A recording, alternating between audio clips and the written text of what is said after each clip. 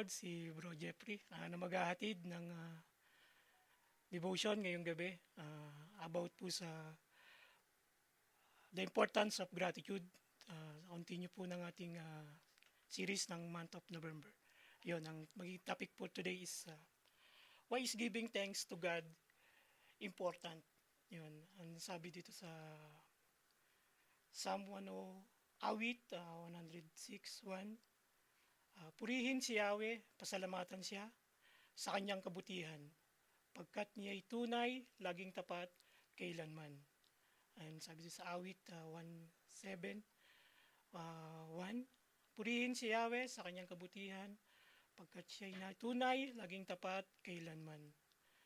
Yun sabi din sa 1 Chronicles 16:34, purihin si Yahweh sa kanyang kabutihan, pagkat niya ay tunay, laging tapat at kailanman. Yun no? At sa Psalm 118:1, purihin si Yahweh sa kanyang kabutihan, pagkat niya ay tunay, laging tapat, kailanman. Ang linaw ng dito ng sinasabi ng verse na ito na give thanks to the Lord, na siya ay mabuti, mapagmahal at tapat kailanman. Kung ano man yung mga bagay na nagagawa natin na hindi nakakalugod sa Panginoon, alam naman natin na lahat ng yun ay kayang patawarin o isang tabi ng ating mahal na Panginoon pag once na tayo ay nagbigay din sa Kanya, na ibalik natin sa Kanya yung nararapat din na pagmamahal na ibibigay natin sa Kanya. Napakalinaw dun sa verse na yon, no? Mga kapatid, na yung tatlong yon, yung kabutihan, yung pagmamahal, tsaka yung tapat siya kailanman. Alam natin yon na ang ating Panginoon ay tapat magpakailan, kahit kailan. Kaya yun, patuloy tayo dito sa thanksgiving and praise go together. We cannot effective praise and worship God without also being thankful. Ang sabi dito sa verse, His love endures forever. Sa Psalm 136:3, He is good. Sa Psalm 118:29, His mercy is everlasting. Ayun no, dito na yung thanksgiving and praise ay laging magkasama. Hindi natin siya pwedeng, hindi siya magiging epektibo kung ang praise at ang worship God ay walang pasasalamat sa ating mahal na Panginoon. Yun yung sa thanksgiving and praise na lagi silang magkasama. Tapos dito yung patuloy tayo sa James 1:17, dito sa Tagalog, ang lahat ng mabuti ay ganap na kaloob ay buhat sa Diyos mula sa Ama na lumikha ng mga tanglaw sa kalangitan. Hindi siya nagbabago o nagdudulog ng bahagya ng dilim dahil sa pagbabago. Yun. Ang dito, no? Ang linaw ng natin na ang lahat ng mabuti ay ganap sa kaloob ay buhat sa Diyos. Yung feeling and yung expressing operation is good for us, like was as Father. And sabi nga, no, He has given us, na yung interesting dito na nagre-remind sa atin na lahat ng meron tayo ay galing sa ating mahal na Panginoon.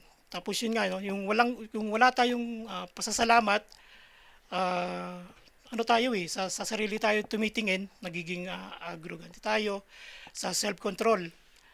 Pero once na naniwala tayo na ang lahat ng yon ay galing sa ating mahal na Panginoon, andun na yung pasasalamat din natin sa Kanya sa puso natin, na magkaroon tayo ng relasyon sa Kanya. Tapos parang gift lang din, na parang once na binigyan ka ng regalo, ano ba yung gagawin mo? Di ba, tatanggapin mo siya ng bukal sa loob mo, Parang yung pagmamahal lang din ng Panginoon or pagtanggap sa ating mahal na Panginoon na i-accept lang natin siya as our Lord and Savior. Then yun, ang ano na nun, gumawa tayo ng yung mga nakakalugod sa Kanya. Katulad ng pagbabasa, lalong-lalo yung go and make disciple, yung pagdarasal, yung yung much better yung gumawa ka, yung mas yung sa salita mo mas yung sa gawa, hindi sa salita, yung mas nakakalugod yun sa Panginoon. Kasi once na lagi din natin sinasabi na uy, mabait na ako parang ikaw lang din yung parang nag-appreciate sa sarili mo. Pero once na nakita yon ng nakapaligid sa'yo, na apply mo, hindi ikaw yun eh. Yun yung Holy Spirit na regalo ng Panginoon. Yun sa kabutihan niya na binibigay niya sa'yo. Napakasarap nun na parang makikita sa'yo ng ibang tao na anong nakain mo. Magtataka sila eh. Bakit? Anong nangyari? Ako, especially sa akin, talagang magtataka. Aminado naman ako kasi talagang ako eh. Kung sa mga magkakapatid, sa anin namin magkakapatid, ako talaga yung sakit sa ulo. Kaya sabi ko nga, once na ako yung mag-share sa mga kapatid ko, talagang or magtataka sila na parang, kuya, wag ako. Yun talaga din yung masakit. Kasi nga, yun yung nakita nila sa akin nung hindi pa ako nakakakilala sa mahal na Panginoon. Pero yun nga, hindi mo pwedeng sabihin na na mabait ka na, mas maganda yun na nakikita sa'yo yung sa gawa mo. Ito yun. Okay ba tayo? Amen. At yun, ang sabi din sa Ephesians 5:20, always giving thanks to God, to the Father, for everything in the name of our Lord Jesus Christ. Itong verse na to, nag-i-encourage sa atin na magpasalamat tayo sa lahat ng binibigay ng ating mahal na Panginoon. Kung pagsubok man yan, kung pagpapala, yung answered prayer, pasalamat, yun yung tumatatak din sa akin ngayon eh. Kung magkaroon man ako ng problema, dati talaga pag nagkaroon ng problema, lagi na lang bakit parang ako. Parang ano pa ba yung kulang? Pero parang ano pa rin talaga. Sabi ko, mali yung ganun thinking ko na lahat na kung ano man yung dumating sa akin is pasalamat ko po yun sa Panginoon kasi alam kong may itinuturo sa akin ng Panginoon na baguhin para once na may dumating man na ganun is alam ko na yung gagawin sa tulong din ng mahal na Panginoon. Tapos reminder din to na yung pasasalamat is ay hindi din limited kung ano man yung mga problema na dumarating sa ating buhay. Thanksgiving, yung becomes a way of life. Yung mag-approach tayo, yung appreciating yung God's goodness. Tapos wag tayong magdepende nga doon kung ano man yung mga problema na darating. Tapos continue lang tayo sa paggawa ng mabuti nga sa lahat ng pagkakataon. Tapos yun nga ito din yung giving thanks also remind us how much we do have human being are prone. Tapos we tend to focus on what we have. By giving thanks continually, we have reminded of how much we do have. Yun. Tapos yung sabi dito sa First Thessalonians 5:17, Thessalonians, in everything give thanks, for this is God will for you in Jesus Christ. Yun nga na maging thankful tayo. Yun nga sa lahat ng sa everything na nangyayari sa ating buhay. Kung mabuti nga o masama. Tapos yun nga, regardless yun kung ano man yung dumating sa ating buhay. Maging pa rin tayo sa mahal na Panginoon na tumingin tayo dun sa kabutihan niya. Na imbis nga na parang maglukmok tayo or isipin natin yung problema na ibigay natin lahat sa mahal na Panginoon. yun nga, no, na we cannot, hindi tayo pwedeng magpasalamat nang meron tayong bitterness at sa same time, maging ano man yun, sa mga, maging grateful tayo sa mga for the tragedy. Tapos we can be thankful for God, this is midst of tragedy. No, yung alino naman na ano na, in everything, sa lahat, ay magbigay tayo ng pasalamat pa rin sa Panginoon. Kasi may tinuturo eh. Alam natin yon na may babaguhin, may binabago. Hindi kasi pwedeng isang iglap lang na parang yun hinihiling mo ibibigay lagi lang Panginoon. May mga bibigay sa iyo na pagsubok, alam na talagang magiging ano siya, way para mas lalo kang lumapit sa mahal na Panginoon. Yun. Praise God. Tapos yun, sabi din dito sa, patuloy tayo sa James 1:12, sabi dito sa Tagalog na pinagpala ang taong nananatiling tapat sa kabila ng pagsubok, sapagkat matapos niyang malampasan ng pagsubok, tatanggap siya ng gantimpala ng buhay na ipinangako ng Panginoon sa mga umiibig sa Kanya. Ayun, no? Ang linaw na ano, no? Na He sustain us, give us yung strength and endure. No? Pinagpapala yung nananatiling tapat sa kabila ng mga pagsubok. So, paano yung mga hindi tapat? Paano sila na paano? So, yun nga, no? Sa atin na personal na ano is kaya tayo madalas hindi pinagpapala kasi nga, no, hindi tayo tapat eh. Yung sarili natin yung sinusunod natin, na yung may mga bagay tayo na gustong gusto natin na talagang tayo yung masusunod, pero nagagawa natin siya pangsamantala, yung kaligayahan. Pero once na yung sa Panginoon tayo maging tumingin, napaka ano nun, yung saya na mararamdaman natin na pagpapala sa Kanya is sobrang priceless kung baga. Yun, no? Yun sapagkat lubusang nahahayag ang aking kapangyarihan kapag ikaw ay mahina. Kaya buong galak kong ipagmamalaki ang aking kahinaan upang manatili ang aking kapangyarihan ni Kristo. Ayun. Tapos, ang sabi dito sa 2 Corinthians 12:9, ganto ang kanyang sagot, sa kagandahang loob ko ay sana nasapat na para sa iyo, sapagkat lubusang nahahayag ang aking kapangyarihan kapag ikaw ay mahina. Kaya't buong galak kong ipinagmamalaki ang aking kahinaan upang manatili sa aking kapangyarihan ni Kristo. Ayun, no? Na ito yung ano eh, yung kagandahan ng loob na pwede natin siyang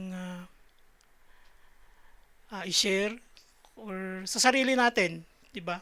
Kung wala tayo noon, talagang yung response din sa atin ng mga nakapaligid.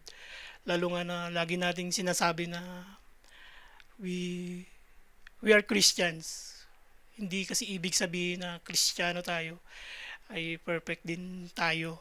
Madalas tayo din yung may mga nagagawa na hindi din nakakalugod, pero alam natin na naliles natin yung mga ganung bagay kasi hindi natin siya pwedeng gawing paulit-ulit na gawing kasalanan.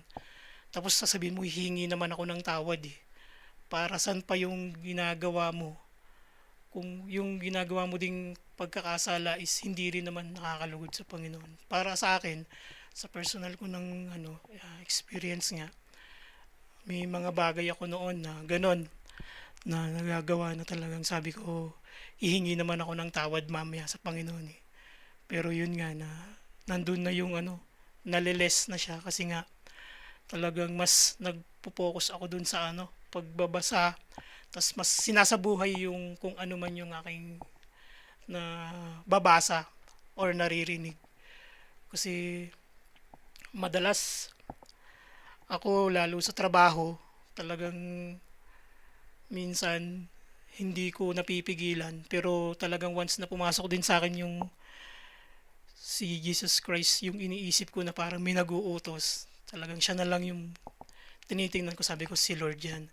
So kailangan ko sumunod, sundin ko siya. So mas matatapos naman yung trabaho ng ganun yung na maayos. Kasi kung talagang hindi ko rin iisipin or na si Lord yun, talagang parang iba yung magiging reaction ko. Kaya yung yun nga no, na lagi din lang tayong magpasalamat lagi sa Panginoon kung ano man yung mga bagay na na meron tayo. Ayun, continue tayo sa ating Romans 8:28. Alam natin sa lahat ng bagay na gumagawa ng Diyos para sa mabuti, kasama ang nagmamahal sa Kanya, silang mga tinawag ayon sa Kanyang layunin. Yun. Ito pa rin yun, no, na yung sustain us ng kalangkasan sa lahat ng bagay na kasama natin yung ang mahal na Panginoon. Yung mga bagay na lahat pasalamat natin sa Kanya. Kasi ah, lahat ng yon na meron tayo, alam naman natin na hindi yon galing kung dahil sa sarili nating pag sa ating galing. Lahat yon galing sa ating mahal na Panginoon. 'Di ba? Yung mga ganung bagay. Tsaka ito yung yun nga no, yung may purpose na yung pagmamahal din is ma-share natin siya sa ating mga sa ating personal na pamumuhay. Ayun. I hope na medyo malinaw kasi din praise God din kasi parang second time ko lang din to na nag-share ng devotion, which is talagang pinag-pray ko na yun, bigyan ako ng lakas ng loob. Sabi ko nga mahirap siyang ipabahagi pero yun nga sa kabutihan nga din ng pagmamahal din ng Panginoon. Yun binibigay ko kung ano man yung aking maibabahagi sa inyo. Yun, patuloy lang tayo dito sa sa Hebrews 13:15. Lagi tayong mag-alay ng papuri bilang handog sa Diyos sa pamamagitan ni Kristo. Papuring mula sa ating mga labi na nagpapahayag ng ating pagkakilala sa kanyang pangalan. We have to be thankful, thankful hearts toward God even we don't have feel thankful for our circumstances. Tapos yun nga we cannot grieve and still be thankful. Kung masaktan man tayo, magpasalamat pa rin tayo sa ating mahal na Panginoon. Kung magalit tayo, kung masaktan dun sa mga kasalanan na nagagawa na hindi nakakalugod, hihingi din natin siya ng kapatawaran sa ating mahal na Panginoon. Ayun nga na dito din yung sinasabi na sacrifice of praise.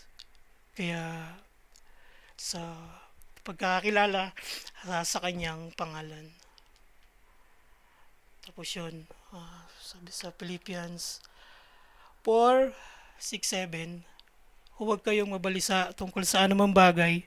Sa halip, hingin ninyo sa Diyos ang lahat ng inyong kailangan sa pamamagitan ng panalangin, may pasasalamat at ang kapayapaan ng Diyos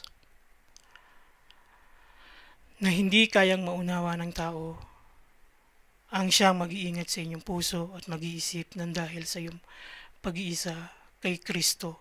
Ang sabi dito, sa halip ng hingi niyo sa Diyos sa lahat ng inyong kailangan sa pamagitan ng panalangin na may pasasalamat. Yun nga, na hindi natin siya hindi pwede nating hihingi sa iba.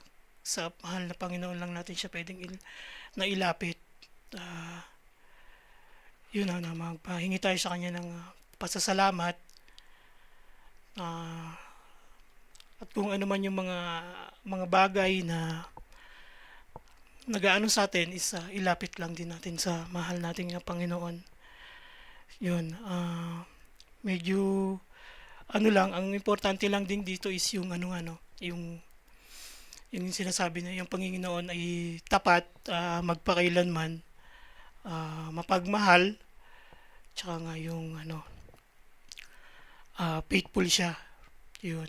Ang sa akin dito, yung ano dapat yung lagi nating ipasalamat sa ating mahal na Panginoon. Ako, ang lagi ko ding ipinapasalamat yung pamilya na meron ako, yung trabaho, yung anak. Tapos yun, lagi ko ding talagang ipinapasalamat sa Panginoon yung nagkaroon ako ng problema na tumulong lang ako eh.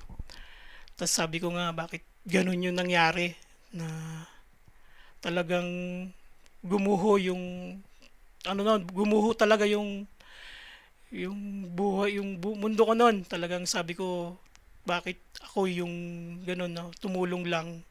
Pero talagang yung naging reflect sa akin is talagang dumating ako sa punto na gusto ko na talagang tapusin yung buhay ko. Kaya ito, sobrang salamat sa Panginoon. Nandito ako sa inyong harapan na nagbibigay ng konting pag-share ng kanyang libo. Kasi talagang kung hindi talaga sa Panginoon, wala na ako. Talagang yun lang din yun talagang parang nagpigil sa akin na ano, na mag-stop na talagang sinabi niya na, anak, nandito ako na hindi kita pababayaan. May talagang narinig ko yun sa kanya na ano, may mga tao na gagamitin. Basta alam mo yung gagawin din na sumunod ka lang sa akin. Yun, praise God, itong last month na lift nga yung yung ban. Sobra ko siyang pinasalamat sa Panginoon kasi talagang answered prayer siya sa akin kasi talagang burden. Kasi hirap talaga din akong magpadala sa amin. Tapos sinisip ko, yun nga, yung sa anak ko, tapos yung sa nanay ko pa. Pero yun nga sa kabutihan ng Panginoon talagang sabi ko nga, grabe, ano ba yung nagawa ko din na parang hindi ako yung tawag doon, hindi hindi ko deserve yung ganon na alam mo yun, yung ganong blessing. Kasi talagang nung nawala yung ban ko talagang iniyak ko talaga hagulgol na pinasalamat ko talaga yun sa Panginoon. Sabi ko nga, hindi ko yung deserve kasi nga may mga bagay na talagang meron pa akong hindi nagagawa na alam mo yun, na nakakasakit.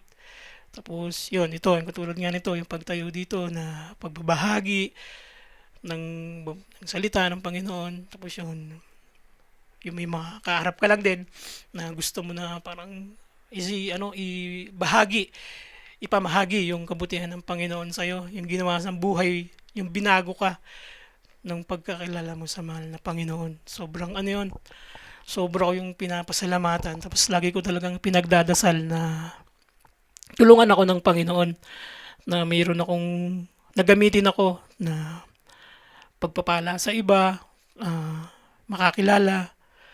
Yun talaga yun kasi sobrang kung sabi ko nga sobrang napakakasalanan ko pero pinatawad ako ng Panginoon. What more pa yung mga tao na nakapaligid sa akin na may ginawa din na hindi na nasaktan ako pero talagang praise God ngayon talagang alam mo yun na parang wala na lang din sa akin, mas mabilis ko silang napapatawad yung mga ganung bagay kasi yun yung natutunan yung sa laging sinasabi ng Panginoon na lumapit ka lang sa akin at magtiwala. Sobrang yun, sobrang thankful talaga ako. Tapos yun nga, yung mga tao na nakapaligid sa akin talagang hindi nila ako tinantanan din sa prayer, sa panalangin. Tapos sa din, sa mga bagay na kailangan ko talagang sabi ko, napakabuti mo Lord. Kasi hindi ako nagutom, halata naman sa katawan. Talagang kaya sabi ko, pagkus dun sa problema ko na yun, talagang sabi ko nga, almost 14 months ko siyang bago natapos. Tapos may mga pagsubok na dumadating. Talagang sabi ko, Lord, ano ba? Parang, hindi naman sa ano ba? Parang sabi ko, Talagang sunod ako sa Panginoon kasi grabe yung pagpapatawad niya sa akin. Tapos hindi pa ba ako susunod sa iyo? Kaya yun. And sobrang pagpapala yung mga tao. Kaya sabi ko sobrang blessed ako doon. Kaya yun, yung kagaya ko na dati na sobrang makasalanan sa kamunduhan, may marami pa pagkakataon na magbago. Hindi pa huli ang lahat. Nandiyan ang Panginoon, tanggapin natin siya ng buong buhay natin.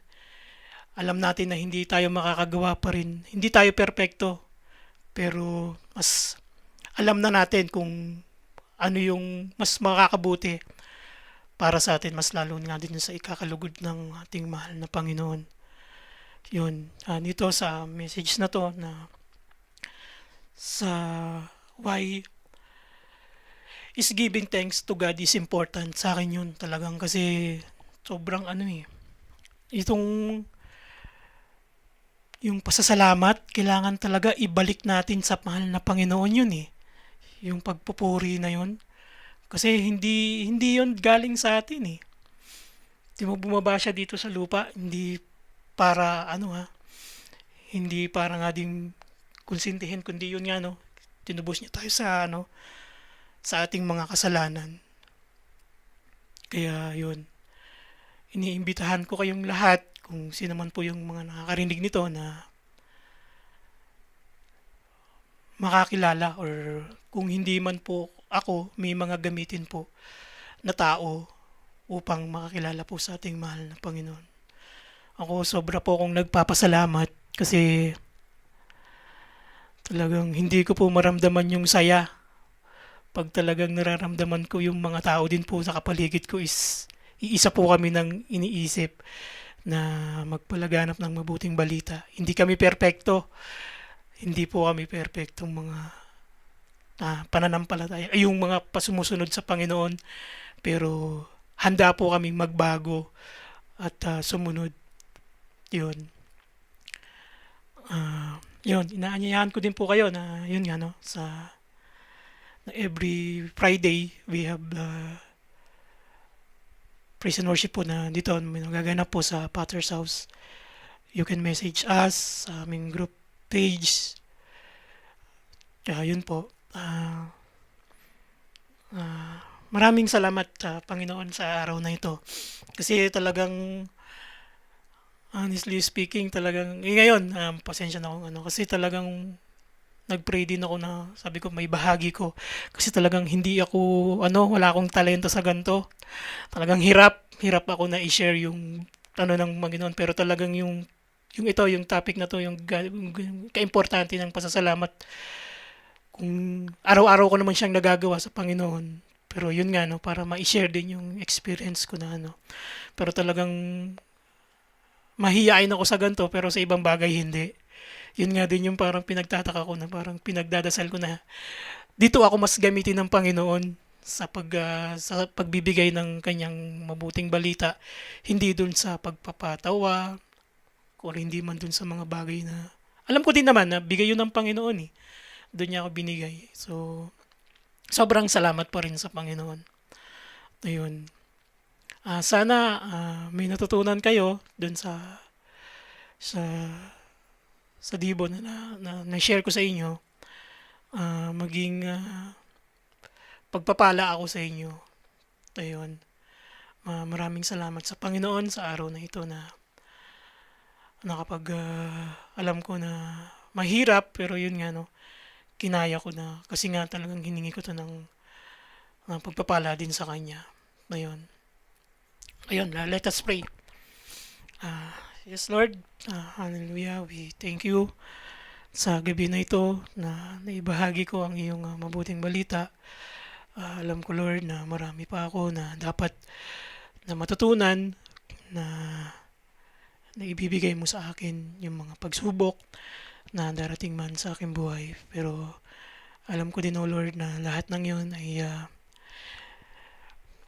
magiging aral din sa akin, O Lord, upang mas mailapit ko yung aking sarili sa inyo, O Lord. And natulungan mo ako na may bahagi ang iyong mabuting balita sa ibang tao. Na mapag-save ako ng soul, ah, may ipakita ko yung kabutihan mo, yung pagmamahal mo sa akin, may ipakita ko siya, O Lord, magawa, especially, O Lord, magawa sa isip, sa salita, O Lord. And yun, mga pagpapala mo sa amin, sa aming pamilya, sa pag-iingat mo, O Lord. And lalong-lalo na, O Lord, dito sa bahay-sambahan ng Potter's House of Arabia ay pinapasalamatan ka namin sa lahat ng bagay na binibigay mo, O Lord. Lahat ng yun, O Lord, ay sobra namin pinapasalamat sa iyo kasi talagang nag-grow uti-uti, O Lord. Alam namin na ikaw yun, hindi kami, O Lord, na ginagamit mo kami na maging huwaran, O Lord, upang maging pagpapala din, O Lord, na upang makakilala sa inyo. Ayun, maraming maraming pong salamat sa lahat at lahat po ng yun ay itinataas namin sa pangalan ng iyong anak na si Jesus. Amen and amen.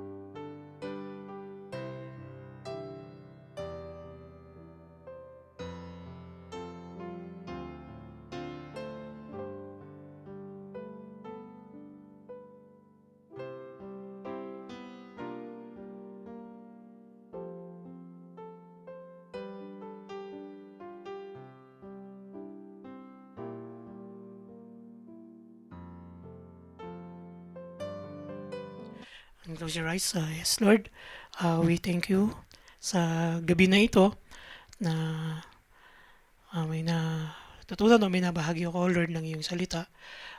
Maging pagpapala ito sa mga nakakarinig at sa mga nakakakita, O Lord. And also, Lord, itinataas namin yung aming gagawing na pagpupuri sa iyo bukas. May mga soul na pumunta, may bago, Lord. May ma-invite kami. And also, Lord, yung pag-iingat din po, Lord, sa mga kapatiran na pupunta, O Lord.